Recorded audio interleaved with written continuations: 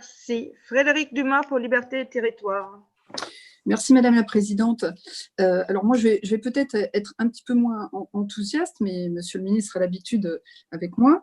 Moi, je suis un peu surprise, je ne vous cache pas, de cette initiative, autant dans sa forme que dans son contenu. En fait, si j'ai bien compris, et vous l'avez dit vous-même, l'Europe doit se faire en tenant compte évidemment de nos partenaires.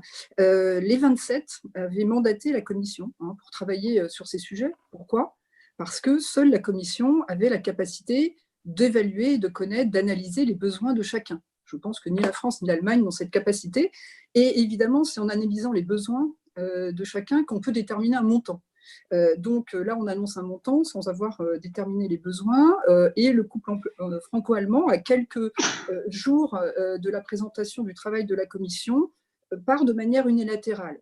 Moi, j'avais un peu le sentiment que le monde d'après, c'était plutôt de tenir compte des uns et des autres. Ça, c'est pour la forme. Mais sur le contenu, il se trouve que je suis effectivement en binôme avec ma collègue Lydana Tanguy, chargée d'une mission au sein de la Commission des Affaires européennes sur le plan de relance, justement. Et donc, nous sommes en contact avec les autres pays et bien sûr avec l'Allemagne et les Pays-Bas.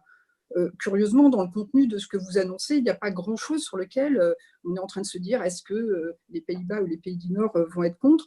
En fait, il y a beaucoup de choses sur lesquelles ils ne seront pas contre, puisque eux-mêmes ont fait des propositions, et notamment de passer évidemment par le budget, par le CFP, de travailler à partir des programmes budgétaires déjà existants, de ne pas inventer justement autre chose. Ils avaient demandé à ce que les besoins soient évalués pour pouvoir justement mettre les bons montants en face, et ils avaient évoqué évidemment la conditionnalité, et vous le dites vous-même dans votre document, la conditionnalité, c'est-à-dire les réformes économiques et structurelles, sont bien… 2 minutes viennent de passer. Sont bien là-dedans. Donc, je voulais juste dire que je pense que c'est dommage de faire avant tout une opération de communication alors qu'on aurait pu se mettre d'accord avec nos partenaires qui eux-mêmes ont fait des propositions de mettre plus d'argent sur la table sur le CFP et d'en mettre plus pendant les premières années. Et ça, c'est une proposition des Pays-Bas, par exemple.